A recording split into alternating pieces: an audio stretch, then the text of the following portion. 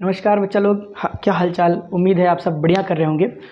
Last वाले lecture video में हम लोगों ने डिस्कस किया था मैग्नेटिज्म क्या है, मैग्नेटिक डाइपोल मोमेंट क्या होता है, एक बार मैग्नेट क्या होता है। मैग्नेटिक डाइपोल मोमेंट के बारे में हम एक छोटा सा क्वेश्चन करते हुए आगे बढ़ेंगे और फिर इसको मैग्नेटिक फील्ड से रिलेट करते हुए धीरे धीरे हम आगे निकल जाएंगे। ठीक है। यहाँ पे बहुत ही सिंपल सा एक क्वेश्चन है, देखिए इसको ज़रा। क्वेश्चन बोलता है the magnetic dipole moment of a bar magnet of length L। एक बार मैग्नेट जिसका लेंथ L है, उसका मैग्नेटिक डाइपोल मोमेंट M है। लेट से बार मैग्नेट का जो लेंथ है वो L है और उसका जो मैग्नेटिक पोल स्ट्रेंथ है दैट इज स्मॉल m है। ऐसा मान लेते हैं, मैंने लिखना नहीं पर यहाँ पे ये है, ठीक है ना। इज M, कैपिटल M, यहाँ पे उसका क्या बोलते हैं, magnetic dipole moment capital M है। What will be the new dipole moment, नया डाइपोल मोमेंट क्या होगा अगर if it is divided equally into two parts. अगर वो मैग्नेट को दो इक्वल पार्ट्स में डिवाइड किया जाए तो नया डाइपोल मोमेंट क्या होगा। यहाँ पे ये पूछ रहा है। डिवाइड करने के लिए भी दो तरीके दिए हुए हैं। एक बार उसको डिवाइड करना है equally along its axis of dipole और दूसरे बार उसको डिवाइड करना है perpendicular to the axis of dipole. ठीक है, बहुत ही ज़्यादा ईजी और बहुत ही ज़्यादा शानदार क्वेश्चन है ये, कोई टेंशन नहीं, बड़े आराम से लग जाएगा। आइए देखते हैं इसको डिवाइड करके कि क्या अंतर आता है। ठीक है, तो इसके लिए मैं इसको पहले एक बार इरेज करता हूँ फटाफट और फिर हम इसको सॉल्व करते हैं कि किस तरीके से ऐसे छोटे मोटे क्वेश्चंस को हम सॉल्व कर सकते हैं। हालांकि ऐसा कभी इतना इजी क्वेश्चन नीट और जेईई में जल्दी आता नहीं है, बट बेसिक क्लियर करने के लिए, एक क्वेश्चन का अप्रोच होने के लिए हम लोग ऐसे छोटे मोटे क्वेश्चन बीच बीच में करते रहेंगे। ठीक है ना। पहला वाला क्या बोलता है कि लेट से ये आपके पास मैग्नेट है एंड इस मैग्नेट का पोल स्ट्रेंथ इधर -m लिख दिया, इधर +m लिख दिया। उसने लेंथ L दे रखा है एंड मैग्नेटिक डाइपोल मोमेंट जो दिया है उसने, ऐसे मैं इधर से इधर कर देता हूँ माइनस से प्लस की तरफ, that is capital M।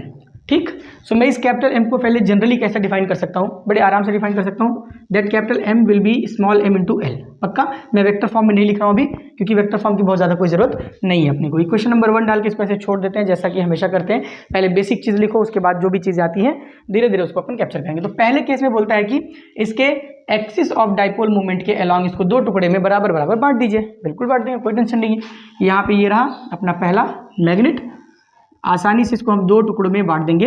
Axis of dipole ये है और इसी के अलावा बांटने बोलता है, तो मैं बीच में ऐसे थोड़ा सा स्पेस क्रिएट कर देता हूँ। ठीक है, और इसको दो बराबर भागों में बांट दिया मैंने। क्लियर, ये दो अलग अलग मैग्नेट हमने बना दिए, दो अलग अलग मैग्नेट बना दिए। जैसे ही दो अलग अलग मैग्नेट बनाए तो बेसिकली इसके ज्योमेट्री में क्या फर्क आया, जरा आप बताइए मुझे। इसके ज्योमेट्रिकल स्ट्रक्चर में क्या फर्क आया। दो ही चीज़ें थी सर, क्या थी, एक तो इसका लेंथ था और दूसरा इसका क्या था, क्रॉस सेक्शनल एरिया।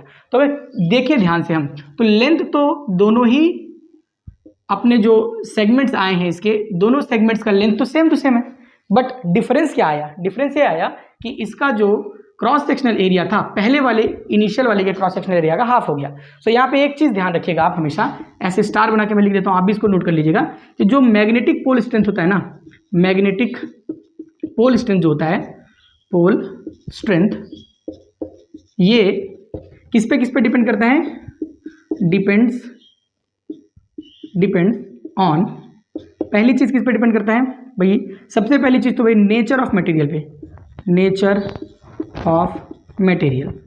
मटेरियल का कौन सा मटेरियल यहाँ पे यूज हुआ है, आयरन यूज हुआ है, निकल यूज हुआ है, कोबाल्ट यूज हुआ है या फिर कोई और एलॉय यूज हुआ है। जिस भी टाइप का आपका एलॉय यूज हुआ है उस टाइप के नेचर से उसका पोल स्ट्रेंथ डिफाइन होता है। सबसे बेसिक चीज़ है कि किस चीज़ से बना हुआ है आपका मैग्नेट, उस पर डिपेंड करता है।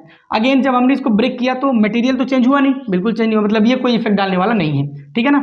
दूसरी चीज़ क्या आएगी, दूसरी चीज़ किस पे डिपेंड करता है, दूसरी चीज़ डिपेंड करता है क्रॉस सेक्शनल एरिया पे। किस पे, cross sectional area, sectional area. अगर क्रॉस सेक्शनल एरिया कम होगा, यानी मैं ऐसे बोलूं magnetic pole strength will directly proportional to cross sectional area. अगर क्रॉस सेक्शनल एरिया कम हो जाए तो मैग्नेटिक पोल स्ट्रेंथ भी कम हो जाएगा। अगर क्रॉस सेक्शनल एरिया बढ़ जाए तो मैग्नेटिक पोल स्ट्रेंथ भी बढ़ जाएगा बहुत ही आसानी से। तो दूसरी चीज़ ये, और तीसरी चीज़ जो है वो मैग्नेटाइजेशन पे ही, प्रॉपर्टी ऑफ मैग्नेटाइजेशन पे डिपेंड करता है कि मटेरियल का मैग्नेटाइजेशन कैसा होता है, मैग्नेटाइजेशन कैसा होता है। ठीक है, बट ये मैग्नेटाइजेशन क्या है अभी हमने डिस्कस नहीं किया, तो इसलिए इसका ज़्यादा सोचने की जरूरत नहीं है आपको। मेन जो चीज़ है वो है क्रॉस सेक्शनल एरिया, पहली चीज़, और दूसरा है नेचर ऑफ मटेरियल। अगर मटेरियल ही चेंज कर दिया तो पोल स्ट्रेंथ चेंज हो जाएगा, पोल स्ट्रेंथ चेंज होगा तो डेफिनेटली डाइपोल मोमेंट भी चेंज हो जाएगा, और अगर क्रॉस सेक्शनल एरिया चेंज हुआ तो भी चेंज हो जाएगा। हाँ, एक चीज़ देखो, इसके लेंथ से ये इंडिपेंडेंट है, ये जो आपका मैग्नेटिक डाइपोल मोमेंट है, सॉरी मैग्नेटिक पोल स्ट्रेंथ है, that will be independent of the length. मतलब लेंथ घटे या बढ़े इससे पोल स्ट्रेंथ पे कोई फर्क नहीं पड़ने वाला।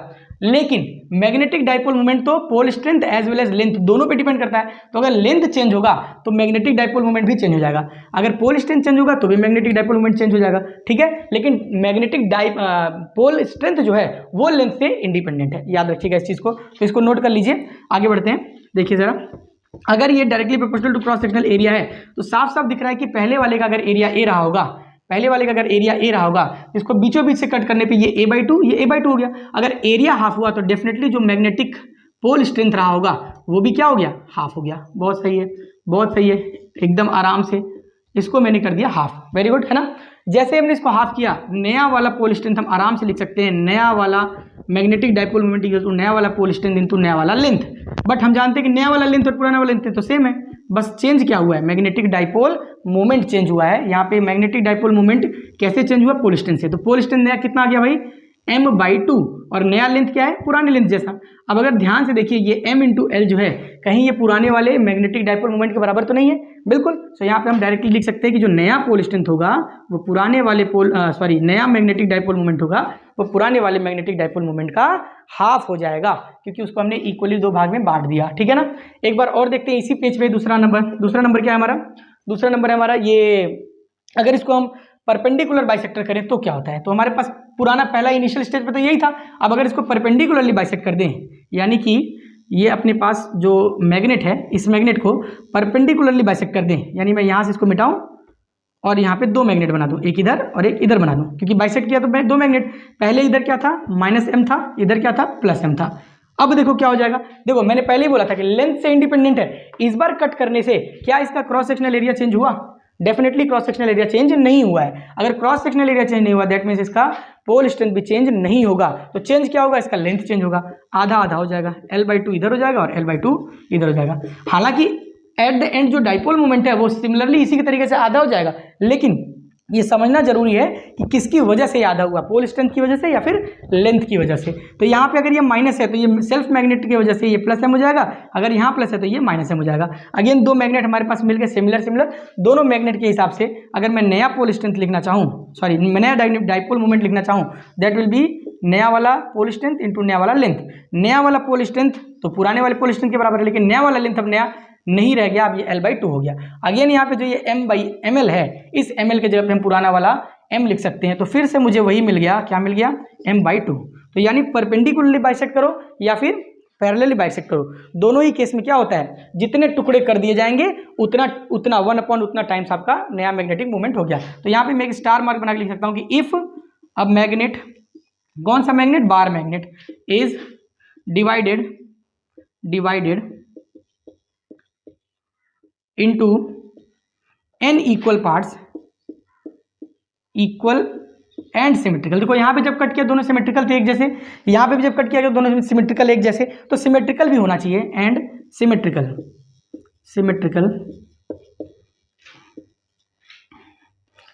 शेप या size then the new dipole moment या then the dipole moment of each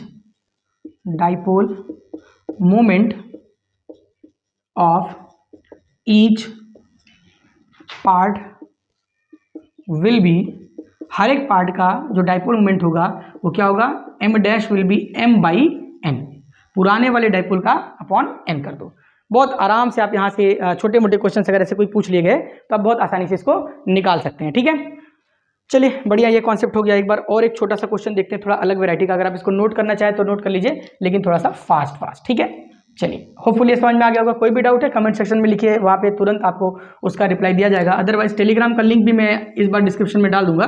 कोई डाउट है, कोई क्वेश्चन या कुछ भी आपको दिक्कत आती है, वहाँ पे आप उसको सेंड कर सकते हैं, वहाँ पे भी अपन डिस्कस कर सकते हैं क्वेश्चन के बारे में।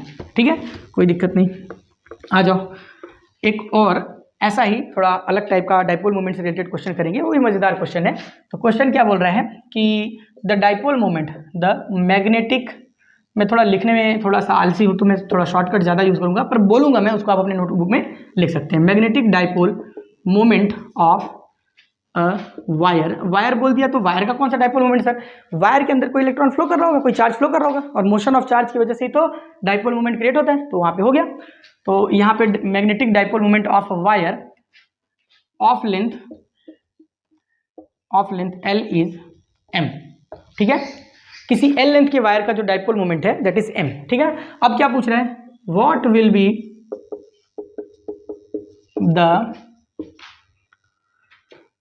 The new dipole moment if it is,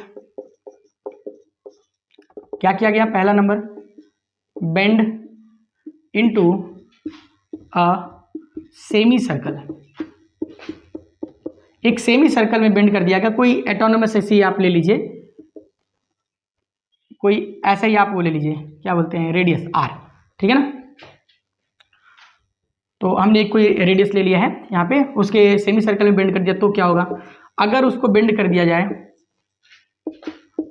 bended into a L shape of equal sides, अगर L शेप के इक्वल साइड्स के L शेप में अगर उसको बेंड कर दिया जाए, ट्राइंगुलर शेप में या किसी रैंडम शेप में अगर बेंड कर दिया जाए, तो कैसे हम निकाल सकते हैं, इसको भी अपन डिस्कस करने वाले हैं, ठीक है ना। अगर इसको बेंड कर देंगे तो क्या आएगा, उसको भी अपन डिस्कस कर लेते हैं, बड़ा आराम से डिस्कस करेंगे, कोई टेंशन नहीं है। क्वेश्चन आपने नोट कर लिया होगा, इसके नीचे ही करते हैं। चलो पहला तो पहले ही कर लेते हैं, सॉल्यूशन देखिए जरा, बढ़िया क्वेश्चन है, समझने के लिए बहुत कुछ है इसमें, ध्यान से देखेंगे तो बहुत कुछ सीखने को मिल जाएगा। शुरू में उसने क्या बोला है कि एक वायर है जिसका लेंथ क्या है? L है। इस वायर का लेंथ कितना है भैया? L है, करेक्ट है। इस L लेंथ के वायर का जो डाइपोल मोमेंट है दैट इज कैपिटल M, बढ़िया, बहुत बढ़िया, कोई दिक्कत नहीं। अब पहला केस बोलता है कि अगर इस वायर को अपन सेमी सर्कल में बेंड कर दें तो क्या होगा, नया वाला डाइपोल मोमेंट। तो इसी वायर को मैंने क्या कर दिया, एक सेमी सर्कल शेप में बेंड कर दिया। जैसे ही सेमी सर्कल शेप में बेंड किया तो हमने मान लिया, क्या मान लिया, कि इसका जो रेडियस है, द रेडियस इज R। हमने कोई भी ऐसे अपने मन से एक रेडियस यहाँ पे कंसिडर कर लिया कि द रेडियस इज R।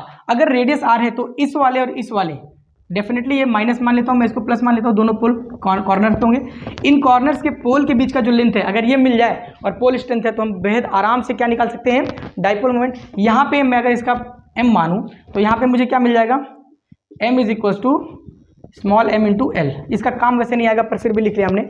यहाँ पे अगर मैं लिखना चाहूँ तो मैं क्या लिखूंगा, जरा बताओ सर। ये भी R, ये भी R, मतलब यहाँ से यहाँ तक टोटल कितना होगा, 2R होगा। लेकिन देखो ये जो इसका आर्क बना है, क्या ये आर्क, एक मिनट के अंदर अगर मैं लिखूं, नया वाला dipole moment will be pole strength into length between both the poles. दोनों पोल के बीच का जो लेंथ है उसको मेरे को लिखना है, तो मैं यहाँ पे 2R लिख दिया, या फिर इसी को आगे मैं क्या लिख दूं, twice of M into R। लेकिन R के टर्म में नहीं लिखना है, क्यों? क्योंकि R तो गिवन ही नहीं है। R गिवन ही नहीं है तो हम क्या करें, R गिवन नहीं तो हम क्या करें सर, L तो गिवन है, R गिवन नहीं है तो L तो गिवन है। एक सेकेंड बस, है ना, ओके सॉरी, हाँ ठीक है, R नहीं गिवन है, L तो गिवन है, तो ये वाली जो लेंथ होगी डेफिनेटली वो वायर की लेंथ होगी। और वायर की लेंथ कितनी है, वायर की लेंथ टोटल कितनी है भाई, वायर की लेंथ है L, वायर की लेंथ है L।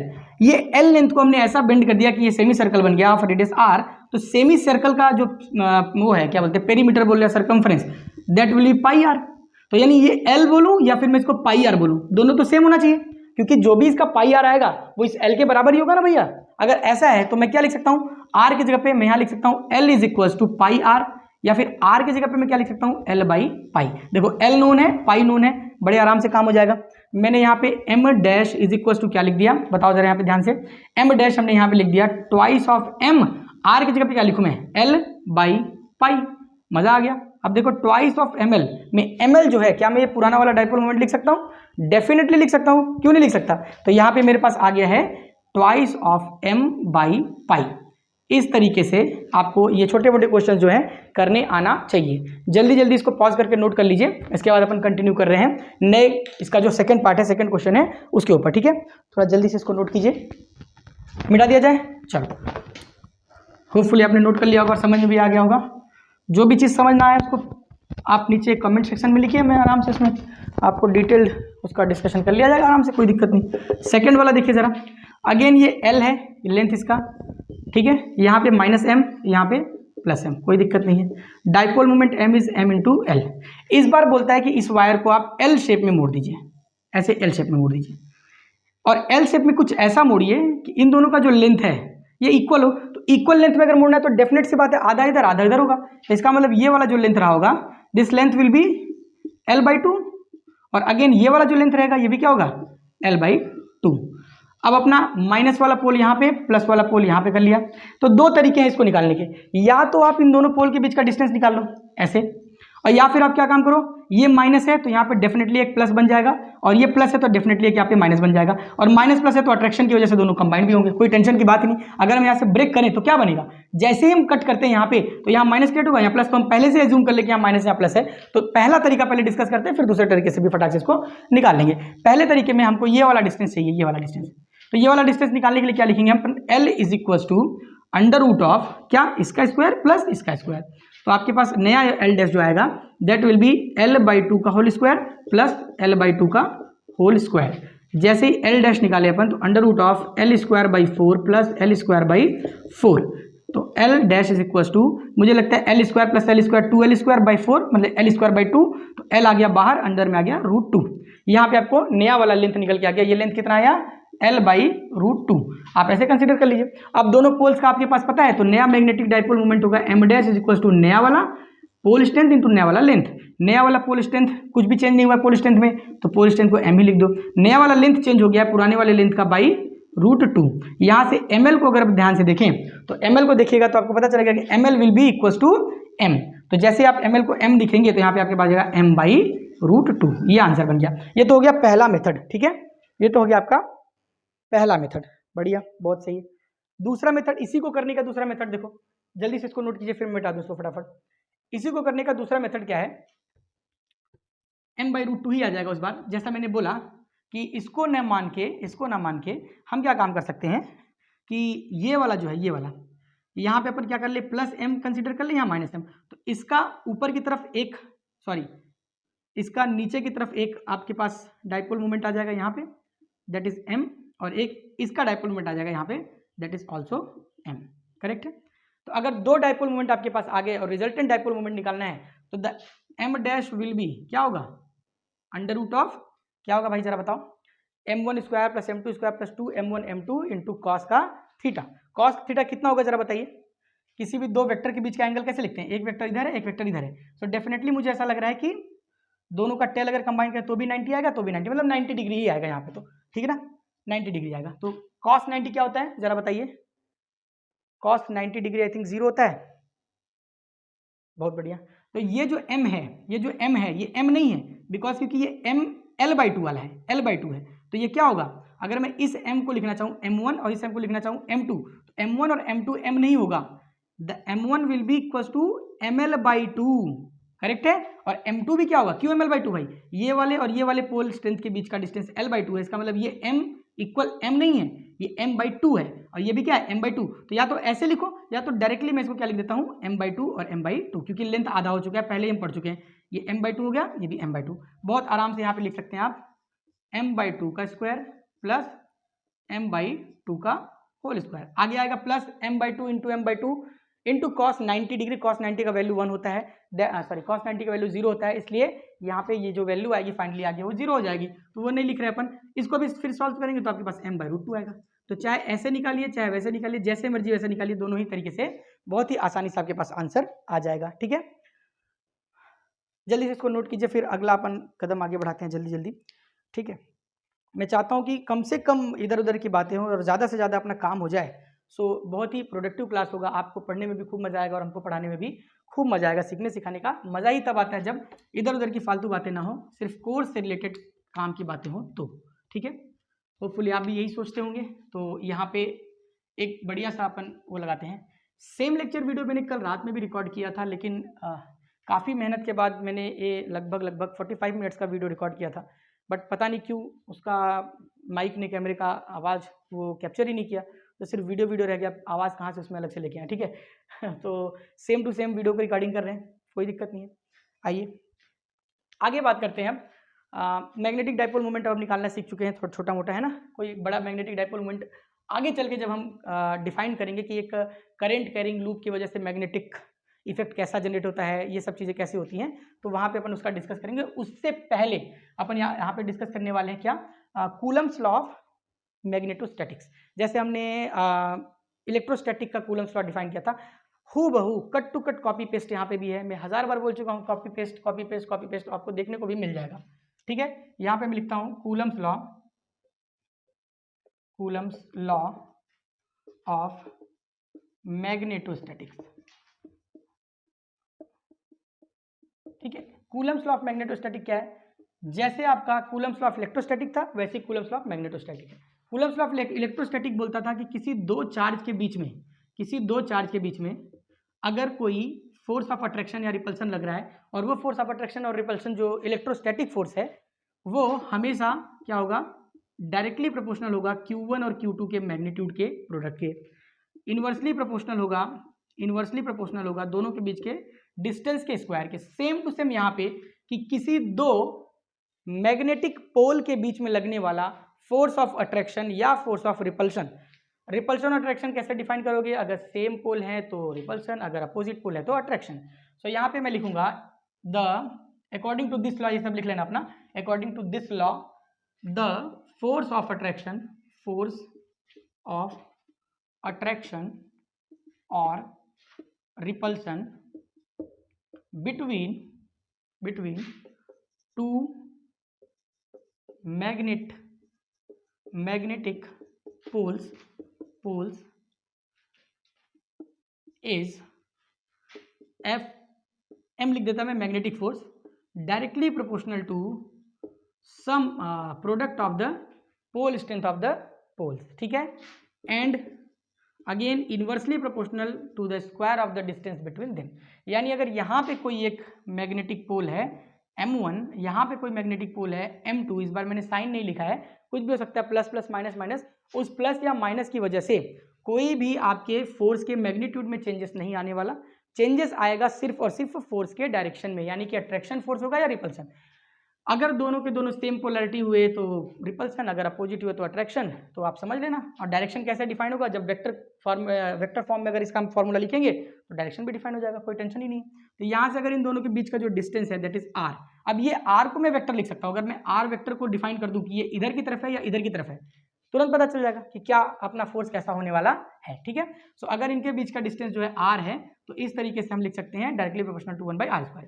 यहाँ पे जो फोर्स होता था Fe is equal to K times of Q1 Q2 by r²। देखो हूबहू है कि नहीं है, बिल्कुल same to same. Fm is equal to, यहाँ पे भी एक K डिफाइन होगा, यहाँ पे भी एक K डिफाइन होगा, M1 M2 बाई r²। बस ये वाला K और ये वाला K डिफरेंस है, यहाँ पे मैग्नेटिक चार्ज है, यहाँ पे इलेक्ट्रिक चार्ज है, बाकी दोनों सेम टू सेम है कि नहीं, बताओ है कि नहीं सेम, बताओ एकदम सेम टू सेम है, इसलिए आपको ज़्यादा टेंशन करने की जरूरत ही नहीं है। आ जाओ अब डिफाइन कर लेते हैं दोनों का। यहाँ पे जो K है इसके हमको पढ़ने हैं, यहाँ पे ये जो K है that is mu naught upon 4 पाई। यहाँ पे जो K है इसको बोलेंगे म्यू नॉट अपॉन 4 पाई। यहाँ पे जो K था उसको क्या बोलते थे अपन, 1/4 पाई एप्सिलॉन नॉट, बिल्कुल बोलते थे कि नहीं बोलते थे, 1/4 पाई एप्सिलॉन नॉट, ठीक ना।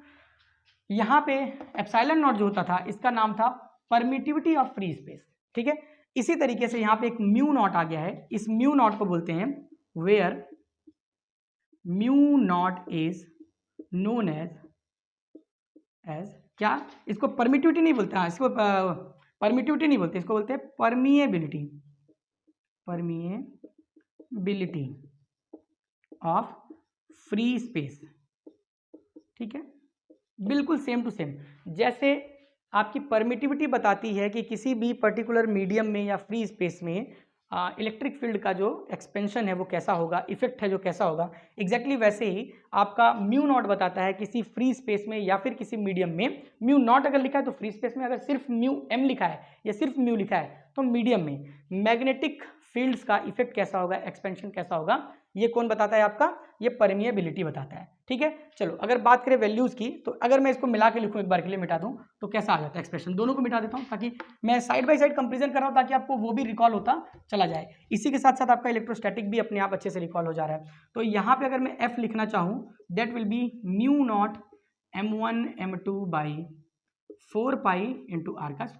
ये आपके पास एक फॉर्मूला बन गया किसका, magnetic force between the two poles of a magnet. ठीक है, किसी एक मैग्नेट के नहीं, दो अलग अलग मैग्नेट के दो पोल के बीच में जो ये फोर्स लग रहा है, ये डिफाइन हो गया यहाँ पे।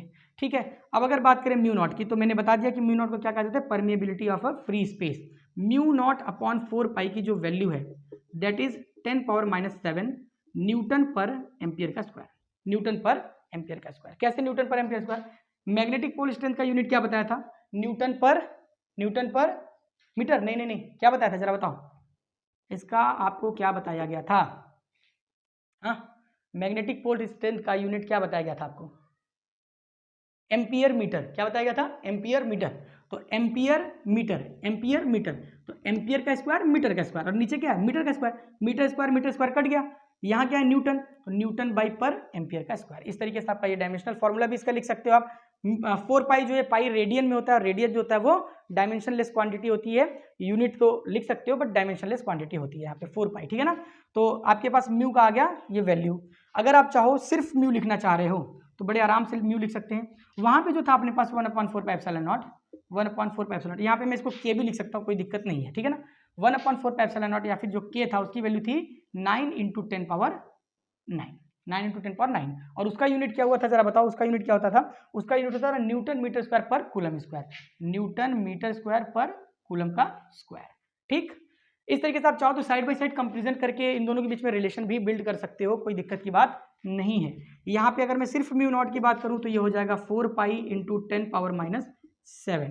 Numerical value as it is आपको इतना ही जानना है। जनरल न्यूमेरिकल वैल्यू इसकी आती है 1.25 समथिंग इंटू सम, ऐसे करके आता है। ठीक है ना, तो उतना लंबा लिखने की जरूरत आपको है नहीं, और वो वैल्यूज आपको याद करने की भी जरूरत नहीं है। 4 पाई × 10⁻⁷ में मोस्ट ऑफ द टाइम ये जो 4 पाई है ये आपके एक्सप्रेशंस में जो भी सॉल्यूशन में आएगा उसमें कट जाएगा। ये डिनोमिनेटर में न्यूमरेटर में कहीं ना कहीं आपको मिलेगा और ये वैल्यू कट जाएगी, इसलिए आपको टेंशन लेने की जरूरत नहीं है, यहीं तक जानने की जरूरत है। म्यू नॉट जो है ये आपका किस में है, फ्री स्पेस में है। तो अगर बात करें किसी मीडियम में तो वहां पे आ जाता है रिलेटिव परमिएबिलिटी, रिलेटिव परमिएबिलिटी। तो रिलेटिव परमिएबिलिटी क्या होगा, जैसे पहले कर चुके हैं म्यू आर लिख देंगे, जैसे पहले लिखा था epsilon r is equal to epsilon m by epsilon naught. यहाँ से ये एक वैल्यू आती थी, ठीक है, ये वैल्यू आती थी, उसके बाद हम क्या लिखते थे भाई बताओ, सॉरी यहाँ पे म्यू नॉट करना पड़ेगा, यहाँ पे लिखना पड़ेगा म्यू नॉट। ठीक है, तो इसकी वैल्यू 1 से एक्सीड कभी भी नहीं कर सकती, क्योंकि किसी भी मीडियम में परमिटिविटी जो है वो फ्री स्पेस से ज्यादा नहीं हो सकती, तो इसकी जो नेट वैल्यू होती है ऑलवेज लेस देन और इक्वल टू 1 होती है। सेम टू सेम इधर भी कर लो आप आराम से। तो म्यू आर लिखना चाहते हो तो क्या लिखोगे, mu m by mu naught कर लीजिए। तो म्यू एम अगर आपको कहीं लिखना है किसी मीडियम का तो आप उसको mu r into mu naught लिख सकते हो, डेफिनेटली कोई टेंशन की बात नहीं है। ठीक है, इस तरीके से ये वैल्यूज को आपको थोड़ा सा याद रखना है। ये फोर्स ऑफ जो कूलम्स लॉ ऑफ मैग्नेटाइजेशन है, मैग्नेटोस्टैटिक्स है, इसको थोड़ा याद रखिएगा, इजी है, कुछ है नहीं, इसका यूज आगे बहुत ज्यादा नहीं है बट रिलेट करने के लिए काम आएगा। मैं इसको मिटा रहा हूँ, आप इसको लिखना चाहें तो लिख सकते हैं। ठीक है, ओके, चलिए फोर्स की बात हो गई भाई।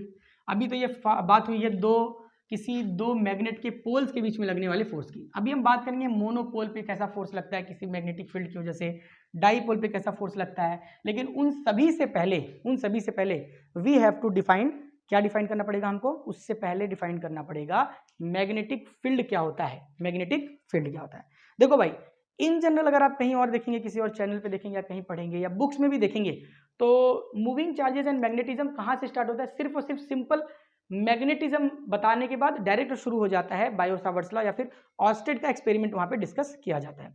ऑर्स्टेड के एक्सपेरिमेंट में ही पहली बार मैग्नेटिज्म को और इलेक्ट्रोस्टैटिक को मिला के इलेक्ट्रोमैग्नेटिज्म का कॉन्सेप्ट बिल्ड हुआ था सबसे पहली बार, क्योंकि ऑर्स्टेड ने ही सबसे पहली बार ये पता लगाया था कि भाई किसी मैग्नेट को अगर मूव कराया जाए कहाँ पे, किसी कॉइल के अंदर बाहर, तो उस कॉइल में इंड्यूस्ड इलेक्ट्रिक फील्ड या फिर एक करंट जनरेट हो जाता है, वहां से इलेक्ट्रिसिटी और मैग्नेटिज्म का ये जो कनेक्शन है ये हमको पता चला था। ठीक है, उसके बाद फेराडे आए, माइकल फेराडे ने इसका जस्ट रेसिप्रोकल करके बताया कि भाई अगर हम किसी मैग्नेट के अराउंड कोई करंट कैरिंग वायर मूव करें, ठीक है, तो वहां से मैग्नेटिक फील्ड जनरेट हो जाती है। कोई करंट कैरिंग वायर अगर हम मूव करना शुरू कर दें तो मैग्नेटिक फील्ड जनरेट हो जाती है। मतलब मैग्नेटिक फील्ड से इलेक्ट्रिक फील्ड और इलेक्ट्रिक फील्ड से मैग्नेटिक फील्ड जनरेट की जा सकती है। इन दोनों को कंबाइन करके बताया गया इलेक्ट्रोमैग्नेटिज्म। तो वहाँ पे डायरेक्ट वहाँ से शुरू हो जाएगा, बायो-सावर्ट्स लॉ हो जाएगा, एम्पियर सर्किल लॉ हो जाएगा, मैक्सवेल एम्पियर लॉ हो जाएगा। इस तरीके से डिस्प्लेसमेंट करंट वहाँ डायरेक्टली वहाँ शुरू हो जाएगा। बट मैं ये चाहता हूँ कि आपको कम से कम मैग्नेटिज्म का फील आ जाए, ठीक है। जो इलेक्ट्रोस्टैटिक आप पढ़ के आ रहे हो पहले से, उस इलेक्ट्रोस्टैटिक से आप चीज़ों को रिलेट कर सको। जो करंट इलेक्ट्रिसिटी आप पढ़ के आ रहे हो, उस करंट इलेक्ट्रिसिटी से चीज़ों को रिलेट कर सको। पढ़ना तो सभी आगे पीछे चाहे जैसे भी, मैंने बस क्या काम किया है कि उसको थोड़ा सीक्वेंस में लाने की कोशिश की है, ठीक है ना, ताकि एक लाइन से कोई चीज़ रह सके, आगे पीछे ना जाए। तो एक तरीके से आप बोल सकते हो कि ये जो पूरा यूनिट चल रहा है हमारा, ये सिर्फ मूविंग चार्जेस एंड मैग्नेटिज्म नहीं है, ये moving charges, magnetism and magnetic effects of matter या magnetic properties of matter material, ये सारा कंबाइंड करके 2 यूनिट को हमने एक साथ लाया है और इसको एक यूनिट क्या बोलते हैं, एक सीरीज के टाइप में अपन इसको धीरे धीरे डिस्कस करने वाले हैं, ठीक है। सो टेंशन मत लेना बिल्कुल भी। अब हम लोग डिफाइन करेंगे क्या, magnetic field. Magnetic field, magnetic field मैं कोशिश कर रहा हूं कि कितने कम से कम शब्दों में कितना बढ़िया से बढ़िया एक्सप्लेन कर पाऊं और वीडियो की लेंथ भी जो छोटी से छोटी रहे, ताकि आपको ज़्यादा दिक्कत भी ना होने पाए। इन जनरल एक क्लास में इतने ही लेक्चर होते हैं जहाँ तक कि अभी हमने कराया, लेकिन अभी हमारे पास खूब टाइम है तो हम आराम से इसको करते रहेंगे, ठीक है। मैग्नेटिक फील्ड याद करिए, इलेक्ट्रिक फील्ड को लिए हमने क्या डिस्कस किया था, इलेक्ट्रिक फील्ड हमने कैसे बताया था। फील्ड का मतलब जनरली क्या होता है, एरिया, रीजन, है ना। इलेक्ट्रिक फील्ड मतलब ऐसा रीजन जहाँ पे इलेक्ट्रिक इफेक्ट जनरेट हो रहा हो। मतलब एक चार्ज रखा है, उसके चारों तरफ का ऐसा एरिया जिसमें कोई दूसरा चार्ज आए तो उसको पता चल जाए कि अरे यार यहाँ पे तो पहले से कोई चार्ज है।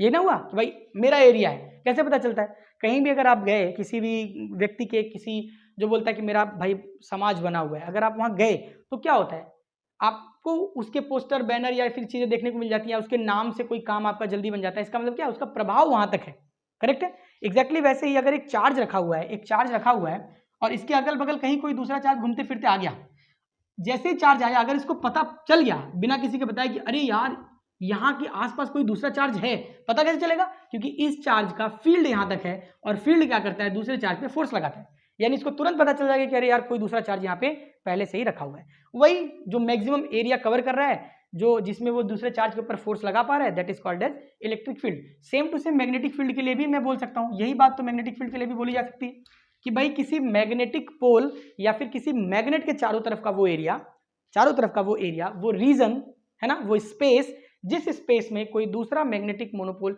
या कोई दूसरा मैग्नेट आए तो उसके ऊपर एक मैग्नेटिक फोर्स ऑफ अट्रैक्शन या रिपल्शन लगने लग जाए, उसको फील हो जाए कि मेरे से पहले तो इस एरिया में कोई है, किसी का तो इफेक्ट यहाँ पे पहले से एग्जिस्ट करता है, देन ऐसे टाइप वाले एरिया को, ऐसे टाइप वाले रीजन को उस मैग्नेट का मैग्नेटिक फील्ड कह सकते हैं। लेकिन ये क्वालिटेटिव आपका वो है, क्या बोलते हैं, क्वांटिटी, ये क्वालिटेटिव टर्म है मैग्नेटिक फील्ड। इसकी क्वांटिटी डिस्कस करने के लिए अपने को ये देखना पड़ेगा कि फोर्स कितना लग रहा है, वो आगे डिस्कस करेंगे। पहले हम लिख लेते हैं इसका डेफिनेशन कि it is the region around, region बोल सकते हो, स्पेस बोल सकते हो, एरिया बोल सकते हो, स्पेस और एरिया अराउंड अ मैग्नेट। अब ये मैग्नेट चाहे मूविंग चार्ज की वजह से हो, चाहे नेचुरल मैग्नेट हो, चाहे आर्टिफिशियल मैग्नेट हो, कोई सा भी मैग्नेट हो, या कोई मोनोपोल हो, या कुछ भी हो, ठीक है। Around a magnet in which if any other magnet is introduced then it feels a magnetic force is known as magnetic field of that magnet। जो भी मैग्नेट है उस मैग्नेट का मैग्नेटिक फील्ड क्या होगा, उसके चारों तरफ का वो एरिया, जैसे ये आपके पास एक मैग्नेट है, ठीक है, इस मैग्नेट का चारों तरफ का वो एरिया, जिस एरिया में अगर कोई दूसरा मैग्नेट आ गया, जरूरी नहीं कि पूरा पूरा है, कोई पोल भी आ गया तो उसके ऊपर कोई ना कोई अट्रैक्शन या रिपल्सन का फोर्स लगने लग जाएगा, तो हम क्या बोलेंगे कि ये एक मैग्नेटिक फील्ड है इस वाले मैग्नेट का। चलो अब अगर इसका न्यूमेरिकल टर्म डिफाइन करना चाहिए, यानी इसकी क्वांटिटी को अपन डिस्कस करना चाहें, तो उसके लिए क्या करते हैं, ये लास्ट टॉपिक है अभी आज का फिलहाल, क्योंकि वीडियो की लेंथ जैसे बढ़ती है वैसे वैसे फाइल साइज भी बढ़ता है, और ज़्यादातर फ़ोन बहुत बड़े फाइल साइज को सपोर्ट नहीं करते, है ना। ठीक है, तो कोशिश करेंगे कि अपन शॉर्ट में इसको निपटाएं, 2-3 टुकड़े में निपटाएं, कोई दिक्कत नहीं है, आराम आराम से करेंगे, ठीक है ना। तो अब अगर मैं इसको क्वांटिटेटिव टर्म में डिफाइन करना चाहूँ तो मैं क्या बोलूँगा, strength of magnetic field, magnetic field. अच्छा, इसी को वहाँ पे हम लोग क्या बोलते थे, इलेक्ट्रिक फील्ड में क्या बोलते थे, FIELD, है ना। क्या बोलते थे वहाँ पे, हम लोग बोलते थे इलेक्ट्रिक फील्ड इंटेंसिटी। क्या बोलते थे, इलेक्ट्रिक फील्ड इंटेंसिटी। यहाँ पे भी बोल सकते हो आप मैग्नेटिक फील्ड इंटेंसिटी, या फिर क्या बोल सकते हो, मैग्नेटिक फील्ड इंटेंसिटी, और क्या बोल सकते हो भाई, मैग्नेटिक फील्ड इंटेंसिटी। इसी का और नाम है मैग्नेटिक इंडक्शन। कैसे नाम है, सब आगे पता चल जाएगा। मैग्नेटिक इंडक्शन क्या होता है ये भी पता चल जाएगा। और इसका नाम क्या है बताओ, जरा। मैग्नेटिक इंडक्शन के अलावा क्या नाम है, magnetic flux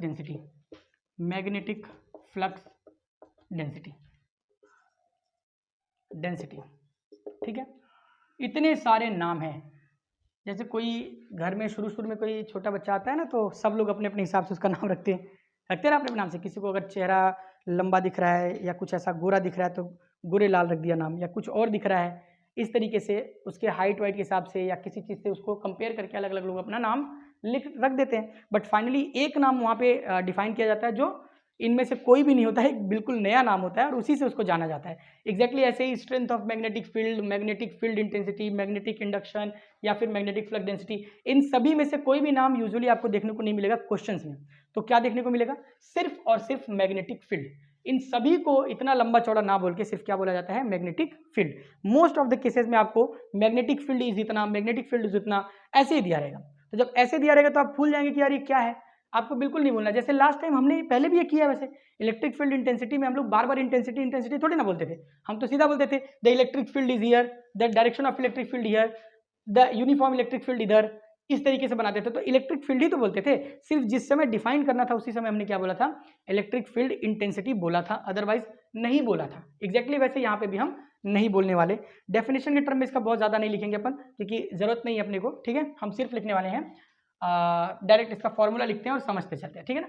magnetic field intensity या स्ट्रेंथ ऑफ मैग्नेटिक फील्ड क्या होगा, अपने फील्ड में वो कितना ज्यादा से ज्यादा फोर्स लगा रहा है उतना ज्यादा उसका इंटेंसिटी।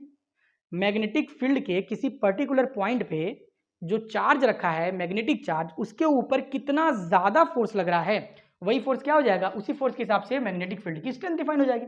सो हम इसको डिफाइन कैसे करते हैं, इसको दिखाते हैं बी से। अभी वेक्टर के टर्म में नहीं लिख रहा मैं, अभी पहले स्केलर लिख लेता हूँ।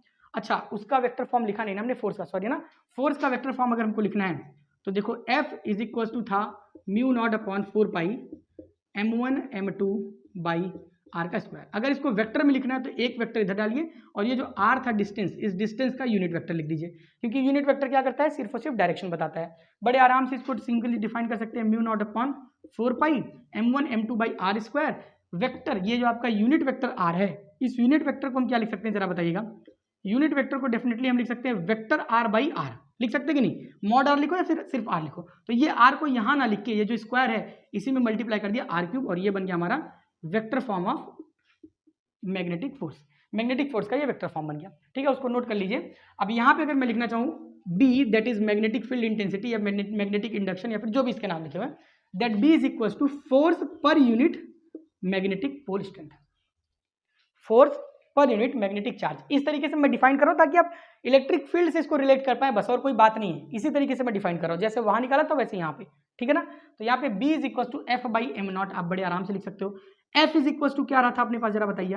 F इज इक्वल टू था K times am not, M1 M2 था, तो एक तो M हो गया जिसकी वजह से फील्ड की इंटेंसिटी निकाल रहे हैं, जिस मैग्नेट की फील्ड की इंटेंसिटी निकाल रहे हैं वो M हो गया, और फील्ड की इंटेंसिटी जिस पॉइंट पे निकाल रहे हैं उस पॉइंट पे जो दूसरा वाला मैग्नेट लाए उसका चार्ज m0 हो गया। समझ पा रहे हो कि नहीं समझ पा रहे हो। जैसे एक चार्ज था, उस चार्ज की कोई फील्ड थी, तो हम क्या करते थे इलेक्ट्रिक फील्ड इंटेंसिटी निकालने के लिए कोई दूसरा Q0 एक चार्ज लेके आ जाते थे, तो Q की वजह से Q0 पे निकालना था तो हम क्या लिखते थे Q0।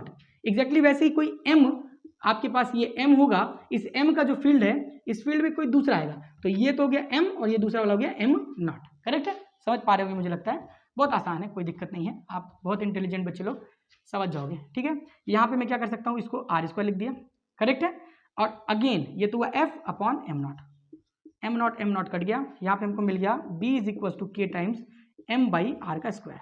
ये हो गया आपके पास मैग्नेटिक फील्ड इंडक्शन या फिर मैग्नेटिक इंडक्शन, ठीक है, या फिर मैग्नेटिक फील्ड इंटेंसिटी।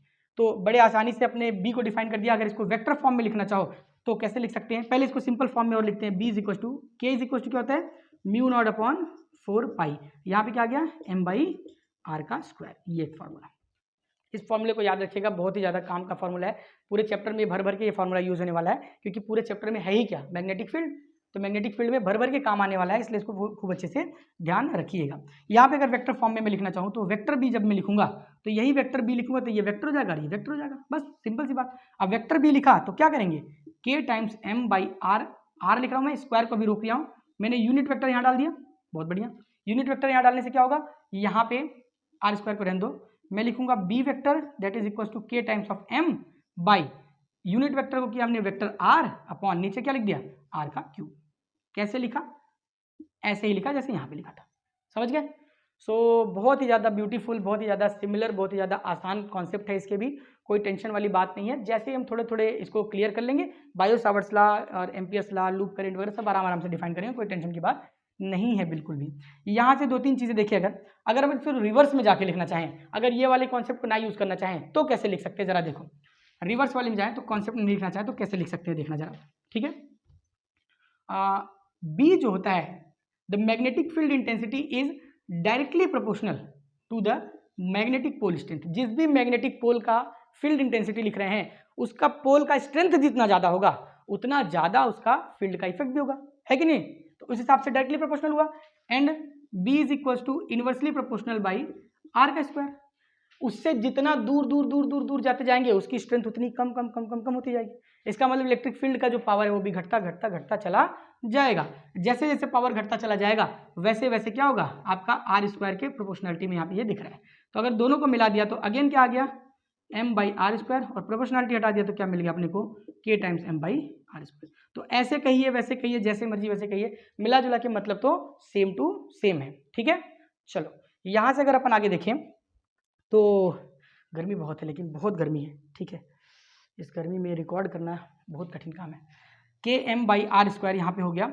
अब इसको अगर थोड़ा सा अपन देखना चाहें तो ऐसे बोल सकते हैं कि अगर पोल स्ट्रेंथ जो है, ठीक है, ये हाई है तो इसका मतलब मैग्नेटिक फील्ड का इंटेंसिटी भी हाई है। अगर पोल स्ट्रेंथ लो है तो मैग्नेटिक फील्ड का इंटेंसिटी भी लो है। और अगर कोई पोल नहीं है, पोल स्ट्रेंथ जीरो है, कोई पोल है ही नहीं, कोई मैग्नेट है ही नहीं, तो कोई भी मैग्नेटिक फील्ड भी वहाँ पे एग्जिस्ट नहीं करेगा, ठीक है। समझ गए क्या, ठीक है। वीडियो की लेंथ को देखते हुए और गर्मी को देखते हुए आज के लिए हम इस टॉपिक को यहीं पे रोक रहे हैं, लेकिन कल फिर इसी के आगे हम डिफाइन करेंगे किसी मैग्नेटिक फील्ड में अगर एक सिंगल मोनोपोल रखा जाए तो उस पर कितना कितना फोर्स लगता है, कैसा कैसा फोर्स लगता है, और अगर डाइपोल रखा जाए तो कितना फोर्स लगता है, एक डाइपोल को रोटेट कराने में वर्क डन कितना होता है, टॉर्क कितना लगता है, पोटेंशियल एनर्जी कितनी स्टोर होती है, एक्सियल पोजीशन में इलेक्ट्रिक मैग्नेटिक फील्ड कितनी जनरेट करता है डाइपोल, इक्वेटोरियल पोजीशन में कितनी जनरेट करता है, चार्ज अगर सर्कल में घूम के बनाए, मतलब सारे के सारे टॉपिक्स हम धीरे धीरे पैरेलली ऐसे ही डिस्कस करते रहेंगे। तब तक के लिए शुक्रिया, पढ़ते रहिए, मस्त रहिए, स्वस्थ रहिए, जय हिंद।